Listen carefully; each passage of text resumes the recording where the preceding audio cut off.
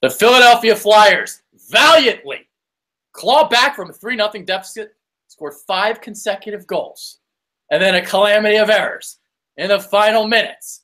We're going to talk about it today. Caleb Weiler is here. I'm Adrian Vedhue.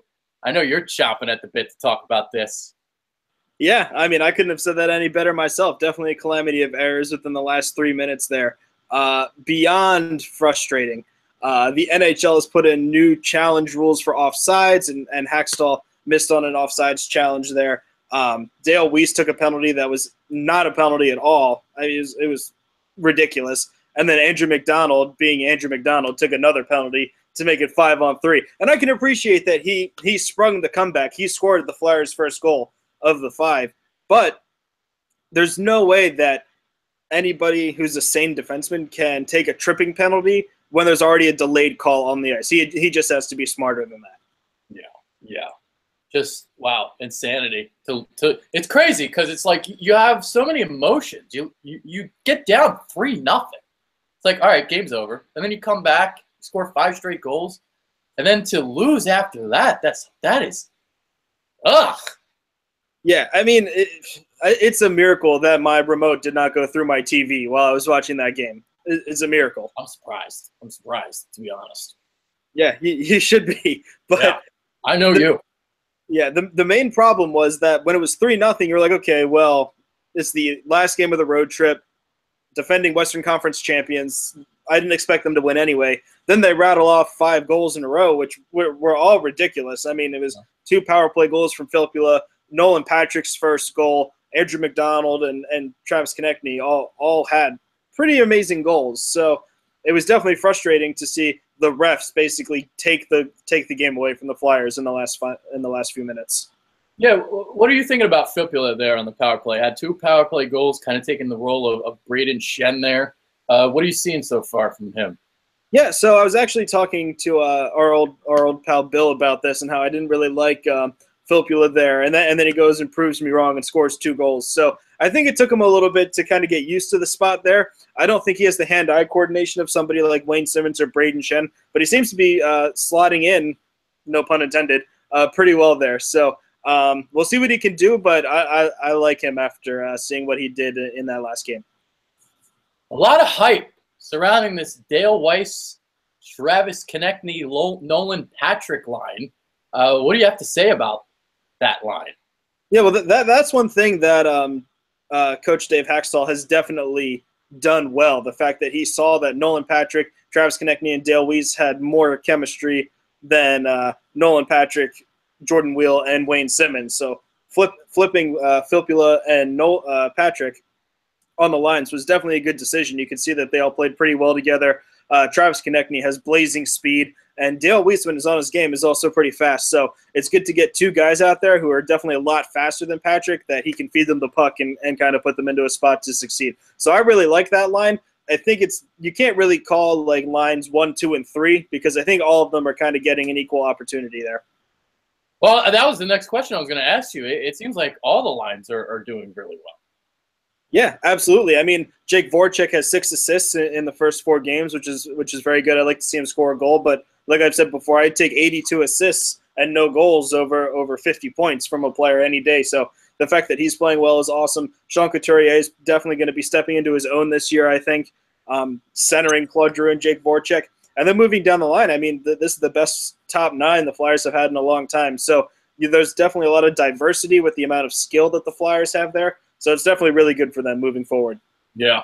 And speaking of we kind of touched on Patrick a little bit, but Nolan Patrick, Travis Sanheim, Morin just got sent down today. But what are you thinking of those 3 guys, the rookies? Yeah, they've looked great, and add Robert Hagen there as well. Yeah, who has looked pretty good playing with Shane Gostisbehere. And I've been really impressed with all of them. Obviously, Sanheim seemed to show better than Morin. I think Hackstall likes to have puck movers on each defensive pairing, and that's why we didn't see Manning or Morin much on the road trip. But I'm definitely impressed. I mean, Nolan Patrick always seems to be in the right spot at the right time, even when he's a little bit slower than some other people on the ice. Travis Sanheim, as he's played more games, has become more comfortable and is playing his game a little bit more. You see him firing some more shots and jumping up on the play, which is good to see. Haig is just back there being a solid defensive defenseman. He's not helping out my fantasy hockey team at all, but he's definitely doing well back there. So I'm really impressed with the way the rookies are playing right now. So you're 2-2 to start the year, a precarious start to the year in terms of the scheduling. So you start out west, just like your first 4 games are on the road. Yeah, it was definitely frustrating, but the Flyers of old would probably have gone 1-3, 0-3-1. So the fact that they came back with 4 points out of the 8 was definitely good. I'm always happy when you can win, half your games on the road. That's a good sign because generally you'll win more at home. So if they can continue to do that, that's great. It sucks that they didn't get a point out of the game last night. But like I said earlier, I think that was really taken away from them. If it weren't for those bogus calls, the Flyers probably would have won in regulation, but that's the way it goes sometimes. Yeah, I mean, 2-2 against the Kings, Ducks, Sharks, Predators, I'd say that's pretty good, especially all road games. So what do you have to say about that? Yeah, I mean, the 2 losses against the Kings and the Predators, Jonathan Quick just stood on his head. That's going to happen every now and then. He's one of the best goalies in the league and one of the better, if not the best American goalies to ever play. So that's a tough one to swallow, but you still can. The Predators game should have been a win, should have at least been a loser point if they went into overtime. You win some, you lose some, but the Flyers play well. Wayne Simmonds has 4 goals in 4 games. Like I said earlier, Voracek has 6 assists. I believe Gostisbehere has 4 assists. So they're definitely playing well, and their contributors are definitely contributing. So while it sucks to start on the West Coast, you really couldn't have asked for a better outcome. Yeah, I agree. To go 2-2 on the road is I think always a good thing. It really doesn't matter who you play. So if you go 500 on the road, like you said, that's a good thing. All right, Wayne Simmonds, 4 goals in his first 4 games. That's the next topic of discussion. Everybody's aboard the Wayne train. Yeah, it's impossible not to be.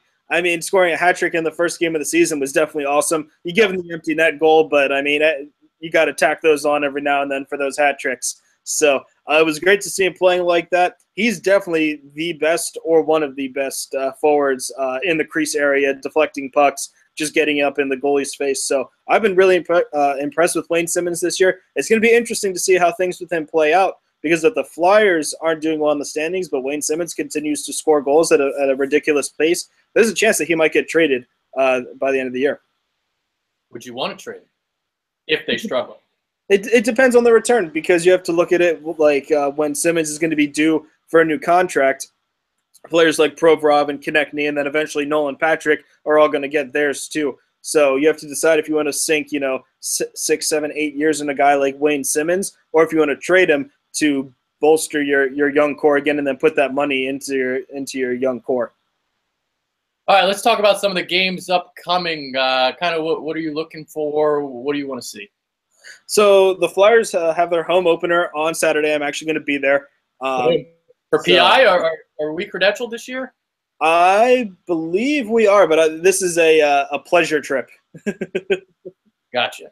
But it's going to be a good game against the Capitals. Actually, they're playing the Penguins right now, down 2-0. So if they don't win this game, the Capitals are definitely going to come out firing against the Flyers, even though it is the Flyers' home opener. But I expect the building to definitely be rowdy, so it should be a good game. I'm looking forward to see how the Flyers continue to stack up against teams that are clearly better than they are. I mean, the Ducks made it to the Western Conference Finals last year. The Kings weren't in the playoffs, but were probably a playoff team. And the Predators obviously made it all the way to the Stanley Cup Finals. So the Flyers have been playing some really good teams. I'm excited to see how well they can do moving forward.